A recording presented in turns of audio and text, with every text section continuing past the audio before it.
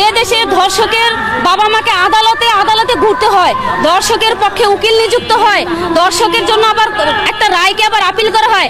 আসিয়ার হত্যাকারীর ফাঁসির রায় কার্যকর হয়েছে, সেই রায় আপিল বিভাগে এখন ঘুরতেছে ফাঁসি কার্যকর না হয়। তাহলে যে উকিল রায়টা আপিল করছে যে ফাঁসি কার্যকর না হোক, তাহলে কি ওর ইচ্ছা নাই, ওর ঘরে সন্তান নাই, তাহলে ও কেন করলো? আজকে 1 বছর পর্যন্ত আসিয়া হত্যা মামলার যখন ফাঁসি হয়নি, তখন রামিসা হত্যা হয়েছে। রামিসা হত্যা গত 24 ঘন্টার মধ্যে 3টা মেয়ে হত্যা হয়েছে। আজকে সকালে একটা বার্থডে হয়েছে, নিউজ দেখলাম RTVতে। কথা হচ্ছে বাংলাদেশ 92% মুসলিমের দেশ, স্বাধীন দেশ, এদেশের সরকার নির্বাচিত সরকার। 12 তারিখে এই দেশে সরকার নির্বাচিত হয়েছে, সুষ্ঠু নির্বাচনের মাধ্যমে এই দেশে সরকার হয়েছে। তাহলে সুষ্ঠু আইন প্রয়োগের মাধ্যমে কেন ফাঁসির রায় কার্যকর হবে না? কেন বিএনপির পক্ষ থেকে একটা লোক এখানে আসলো না? কেন স্বরাষ্ট্রমন্ত্রী এখানে এসে রামিসার বাবার মাথায় হাত দিয়ে বলতে পারলো না আপনার জন্য আমরা আছি?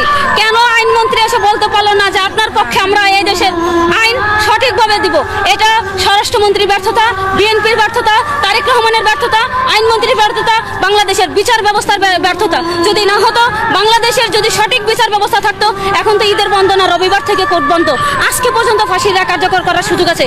শনিবার বাংলাদেশের সকল অফিস আদালত খোলা, শনিবার খোলা, রবিবার খোলা, এর মধ্যে ফাঁসির রায় কার্যকর করার কোনো ব্যাপারই না। 24 ঘন্টা সময় লাগে না। যে আসামি এজলাসে দাঁড়ায় জজের সামনে স্বীকার করে যে হ্যাঁ আমি খুন করছি, আমি